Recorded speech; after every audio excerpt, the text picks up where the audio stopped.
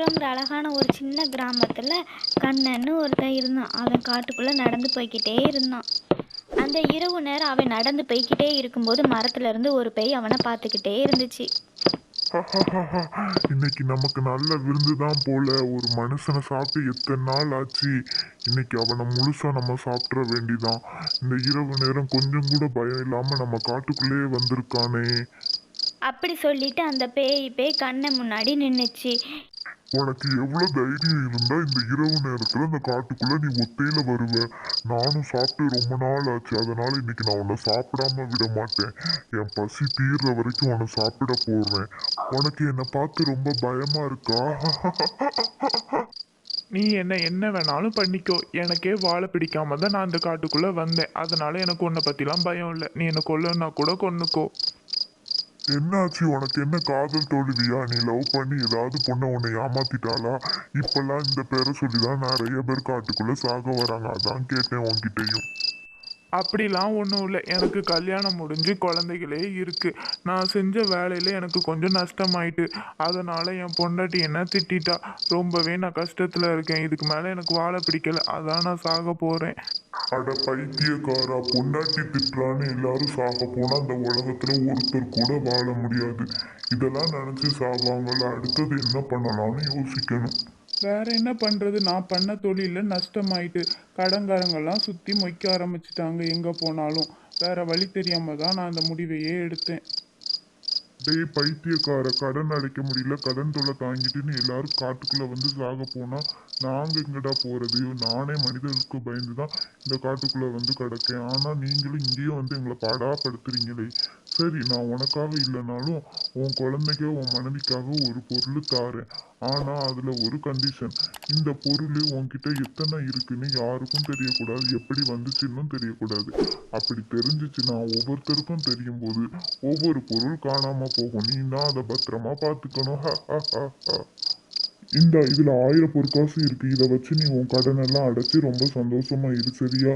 ஆனா நல்லா ஞாபகம் வச்சுக்கோ, இது எப்படி வந்துச்சுன்னு யாருக்கெல்லாம் தெரியுதோ அப்பப்போ ஒவ்வொரு காயின் மறைஞ்சு போயிடும். அதை நல்லா ஞாபகம் வச்சுக்கோ நீ, சரியா?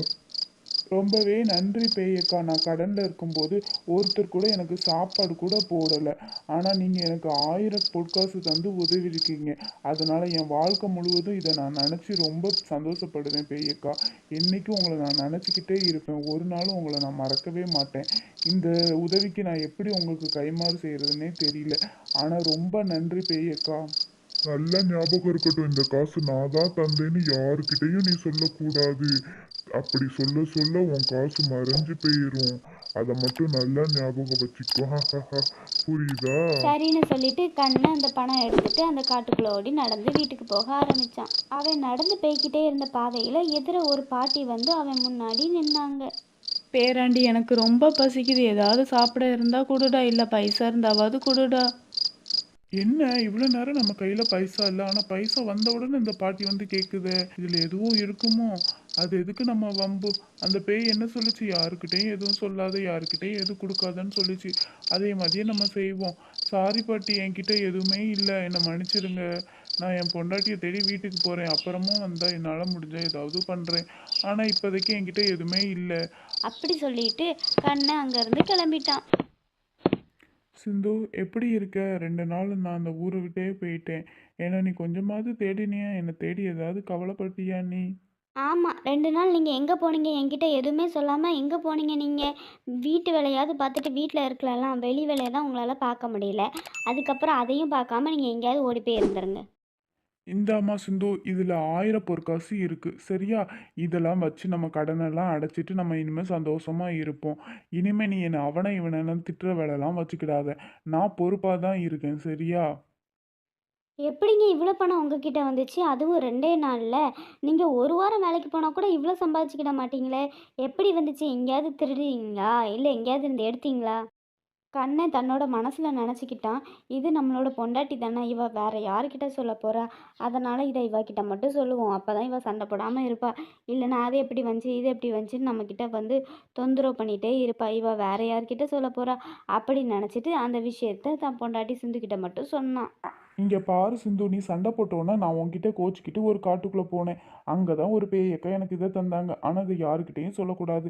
நான் உன்கிட்ட மட்டும் தான் சொல்லியிருக்கேன், சரியா? நீயும் யாருக்கிட்டேயும் சொல்லிடாத.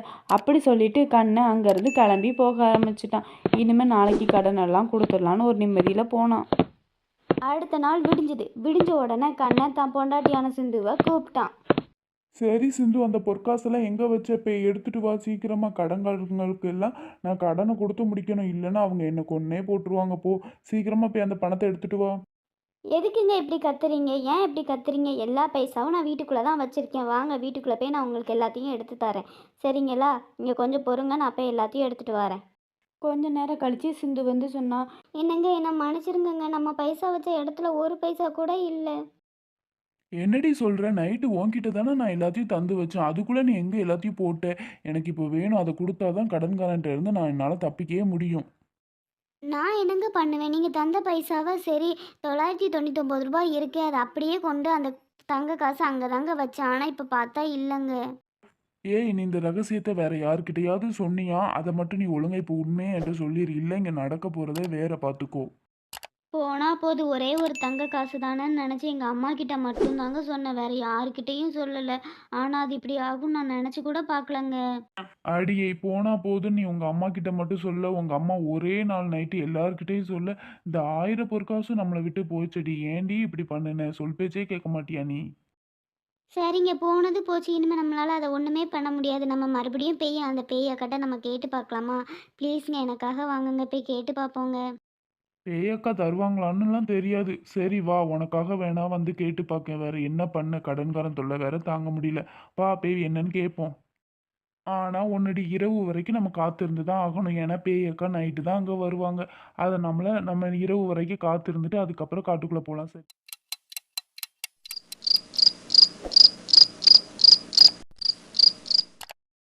அதுக்கப்புறம் இரவு நேரம் ஆனதுக்கப்புறம் சிந்துவும் கண்ணனும் அந்த காட்டுக்குள்ளே போய் அந்த பேயக்காவை பார்க்க போனாங்க. பேயக்கா நீங்கள் தந்த 1000 பொற்காசு தெரியாமல் தொலைச்சிட்டோம்க்கா. மறுபடியும் எனக்கு அதே மாதிரி தந்து உதவிங்களாக்கா? ஏன்டா டேய், உன் கையில் 1000 பொற்காசு இருக்கும்போது ஒரு பாட்டி வந்து சாப்பாடு கேட்டாங்க. ஒருவேளை சாப்பாடு கூட நீ வாங்கி தரல.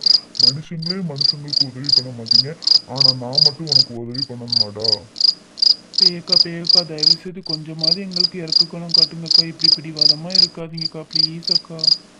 கண்டிப்பா இனிமே என்னால உனக்கு உதவி பண்ண முடியாது. அதுல கொஞ்சம் கூட எனக்கு விருப்பமே இல்லை. இங்கிருந்து போ நீ. இப்படி தான் சில ரகசியங்கள் நம்மளோட இருக்கிறதே ரொம்ப நல்லது. அதுக்கப்புறம் 2 பேரும் அங்கேருந்து அவங்க வீட்டுக்கு ஏமாந்து போயிட்டாங்க. இப்போ விடுகதை கேட்கறதுக்கான டைம். அம்மா சிலையை மடிக்க முடியாது, அப்பா பணத்தை எண்ண முடியாது. தெரிஞ்ச கமெண்ட் மாதிரி ஸ்டோரிஸ், ஹாரர் ஸ்டோரிஸ்லாம் பார்க்கணுன்னா நம்ம சிந்து கார்ட்டூன் சேனலை லைக் பண்ணி ஃப்ரெண்ட்ஸ்க்கு ஷேர் பண்ணி கமெண்ட் பண்ணி தென் சப்ஸ்கிரைப் வித் சப்போர்ட் பண்ணுங்க.